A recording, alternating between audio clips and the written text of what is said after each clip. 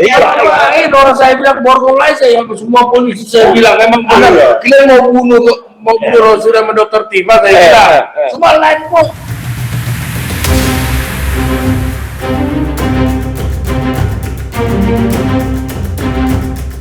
Dalam sebuah podcast atau siaran yang diunggah tim kuasa hukumnya Refli Harun, Roy Suryo mengungkap ada ancaman pembunuhan terhadap dirinya dan Dokter Tifa. Ancaman pembunuhan diungkap Roy Suryo terjadi di luar rumah sakit usai dirinya menjalani pemeriksaan kesehatan pasca penangkapan. Menurut Roy dan Tifa, ancaman yang muncul tidak membuat mereka gentar karena seluruh aktivitas terdokumentasi melalui siaran langsung. Roy dan Tifa juga menilai ancaman dan intimidasi menunjukkan ada pihak-pihak yang khawatir menghadapi proses pembuktian di pengadilan. Akan sidang itu, sidang kita berlaku. Kalau kami kan siap, bismillah, kita siap, udah persiapkan segala macam, ilmu hukumnya kita siap dengan mengelola kita, kemudian kita juga sudah rapat, kita sudah simulasi, jadi kita siap. Yang nggak siap itu bikin kayak gini nih, teror, bikin intimidasi, segala macam cara mereka lakukan, yang mereka katakan itu padahal kita bukan aib, itu kan sesuatu yang biasa aja, itu kan terjadi, itu biasa. Setiap orang punya kan. Ada tuh yang teriak-teriak di luar rumah sakit. Berani banget. Emang berani saya karena benar. Katanya mereka juga berani ngapa-ngapain ya. Ini orang saya bilang borgol aja yang semua polisi saya bilang memang benar. Kalian mau bunuh Roy sama Dokter Tifa saya bilang. Semua live kok. Iya. Enggak bisa. Kami live sudah satunya live. Jadi ini udah tahu mau dipaksakan ini. Itu aja. Dokter Tifa akan menjalani sidang kedua yang beragendakan pembacaan keberatan atau eksepsi pada Kamis 9 Juli. Sementara Roy Suryo akan menjalani sidang pra-peradilan keduanya terkait status tersangka pada Jumat 10 Juli. Pada pra-peradilan pertama terkait penangkapan, penggeledahan, dan penahanan, Majelis Hakim memenangkan Roy Suryo. Dari Jakarta, Tim Liputan iNews melaporkan. Allahumma salli ala Sayyidina Muhammad wa ala ali Sayyidina Muhammad. Bahwa kita ini ya Allah. Terus. Suasana haru menyelimuti warga saat peresmian jembatan Enang-Enang di Kabupaten Bener Meriah, Aceh. Ribuan warga tumpah ruah bersuka cita lantaran jembatan akhirnya bisa dilalui setelah hampir 1 tahun tertutup longsor. Sebelumnya, lantaran tak kunjung diperbaiki pemerintah, warga akhirnya patungan hingga terkumpul 1 miliar rupiah untuk memperbaiki jembatan ini. Kami tahu kalau yang kami buat ini memang tidak layak, jauh tidak layak Pak. Karena apalagi kami bukan punya alat, bukan punya arsitek. Ini hanya sebuah sumbangsih daripada masyarakat asal bisa lewat. Rencana perbaikan ini sempat ada, namun Badan Pelaksana Jalan Nasional BPJN memutuskan tak melanjutkan proses perbaikan dengan alasan kondisi jalan belum aman dilintasi. Kondisi sekali hujan, nanti ini akan dibawa semua.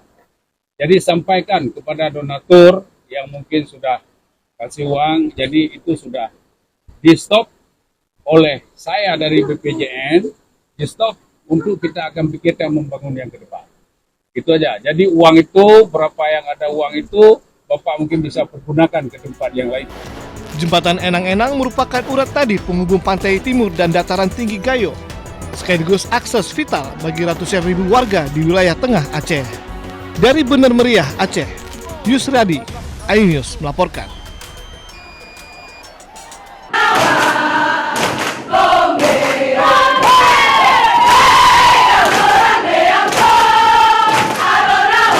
Program pelatihan bagi Sarjana Penggerak Pembangunan Indonesia atau SPPI yang akan menjadi manajer di Koperasi Desa Merah Putih dan Kampung Nelayan Merah Putih akan disempurnakan.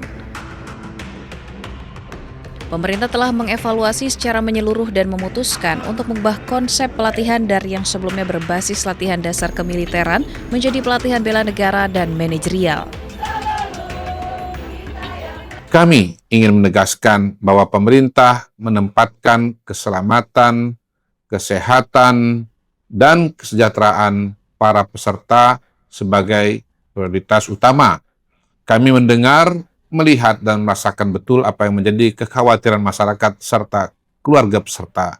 tidak ada satupun tujuan program pemerintah yang lebih penting daripada memastikan anak-anak kita, para kader bangsa ini, dapat belajar dan berlatih dengan aman dan nyaman, serta optimal.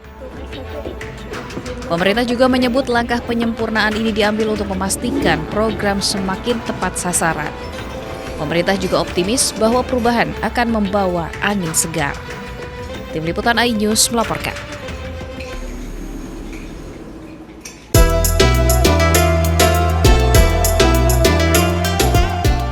Pemerintah melalui Kementerian Haji dan Umroh mengusulkan biaya penyelenggaraan ibadah haji tahun 2027 naik sekitar Rp20 juta menjadi Rp107.300.000 per jemaah.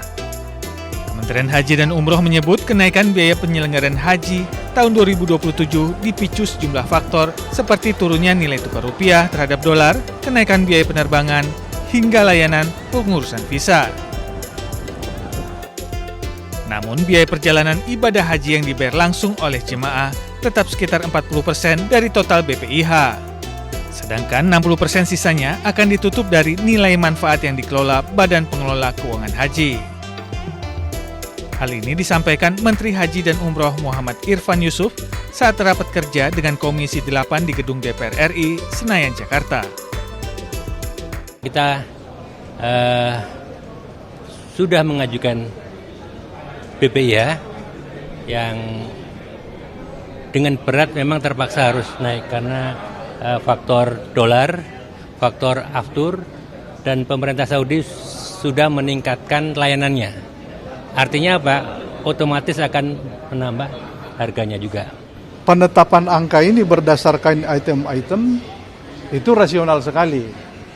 Maka Komisi 8 akan mencoba nanti merubah dasar penghitungan, tetapi tetap pelayanannya bisa ditingkatkan. Dari Jakarta, Bagus Prasetyadi Laksana, iNews melaporkan.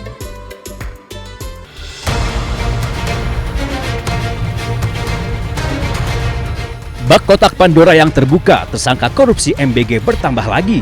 Kejaksaan Agung kali ini menetapkan Lalu Muhammad Iwan sebagai tersangka ke-7 dalam pusaran korupsi MBG. Kejagung menyebut Sekretaris Deputi Bidang Promosi dan Kerjasama Badan Gizi Nasional ini terlibat korupsi penjualan ompreng atau food tray. Modusnya, perwira polisi aktif berpangkat Brigadir Jenderal itu mencari calon mitra untuk mendirikan dapur MBG. Syaratnya, mereka wajib membeli ompreng kepada perusahaan PT SGI. Belakangan terungkap PT SGI ternyata perusahaan yang sengaja ia dirikan. Jadi perannya adalah pada tahun 2025, saudara LM ini meminta saksi YCS dan RD mendirikan suatu perusahaan ya, dengan tujuan sarana untuk melakukan penjualan alat berupa food tray kepada calon mitra SPBG dengan harga yang sudah ditentukan oleh tersangka LMI ya. Walaupun sudah menetapkan 7 orang tersangka, Ketua Masyarakat Anti Korupsi Boyamin Saiman menyebut jumlah tersangka korupsi MBG kemungkinan akan bertambah. Boyamin juga mendesak Kejagung tidak hanya menetapkan tersangka, tetapi juga harus bisa mengembalikan kerugian uang negara. Jadi ini masih banyak yang harus jadi tersangka, karena banyak yang dimanipulasi, banyak yang dikorupsi, mulai dari titik dapur, pengadaan motor listrik, ompreng, mungkin CCTV, mungkin diduga juga terkait dengan pengadaan pakaian, pengadaan tablet, segala macam. Itu sudah seharusnya Kejaksaan Agung menyasar semua yang terlibat dalam korupsi MBG dan BGN. Karena apapun ya, untuk pertama tujuan utamanya adalah pengembalian kerugian negara. Karena kalau tidak disasar nanti pengembalian kerugian negara akan minim. Penetapan Lalu Muhammad Iwan menambah jumlah petinggi Badan Gizi Nasional yang menjadi tersangka pencuri uang MBG. Sebelumnya, Kejagung sudah lebih dulu menangkap Ketua BGN Dedan Hindayana dan 2 wakilnya, Sony Sonjaya dan Lodewi Kusung. Menyusul 3 tersangka lainnya dari pihak swasta, yakni Asep Yusuf Somantri, Glory Harima Sihombing, dan Andri Mulyono. Tim Liputan iNews melaporkan.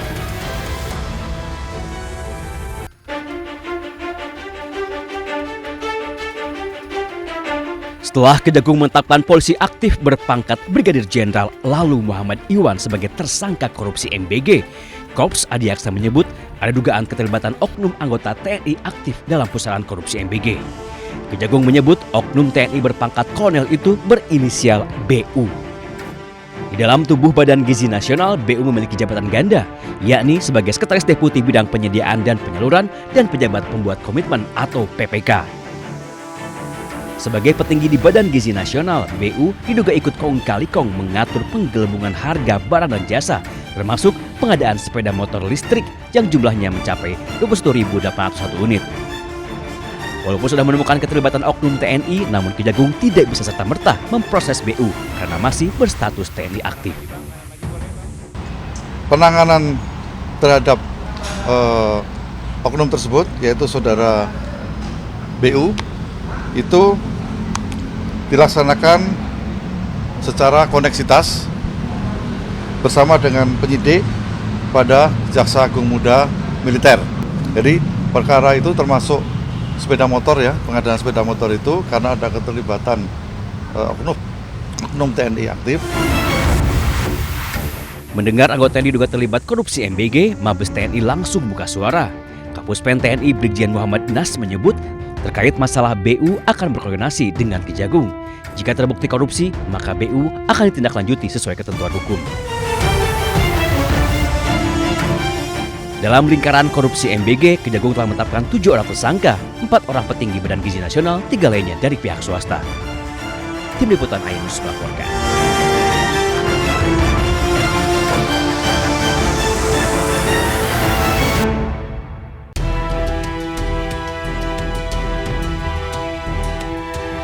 Satu orang polisi aktif berpangkat Brigadir Jenderal disebut Kejagung sebagai tersangka korupsi MBG. Ia adalah Brigjen Pol Lalu Muhammad Iwan Mahardan.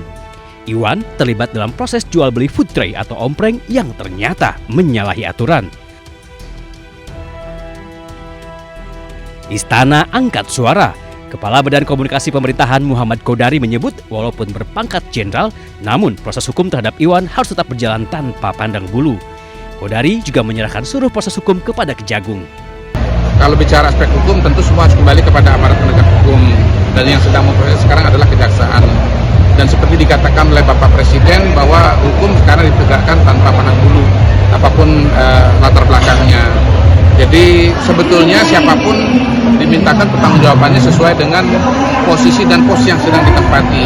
Ya, jadi bukan karena latar belakangnya polisi, bukan karena latar belakangnya non-polisi, tapi karena memang masalah-masalah yang terjadi di saat beliau sedang ditugaskan di tempat yang di mana kasus itu terjadi, yaitu BGN. Intinya kita lihat saja proses yang akan berkembang ke depan dan akan diproses sebagaimana mestinya. Lalu Muhammad Iwan Mahardan menjadi tersangka ke-7 dalam pusaran korupsi MBG. Kejagung menyebut Iwan berbuat curang dengan mencari calon mitra untuk mendirikan dapur MBG. Namun, pemilik dapur dipaksa membeli food tray atau ompreng kepada perusahaan yang sengaja ia dirikan. Selain Iwan, Kejagung sudah menetapkan 6 tersangka lainnya, 3 diantaranya petinggi Badan Gizi Nasional. Mereka diduga kong kali kong dalam praktek jual beli dapur MBG. Tim Liputan Ainus melaporkan.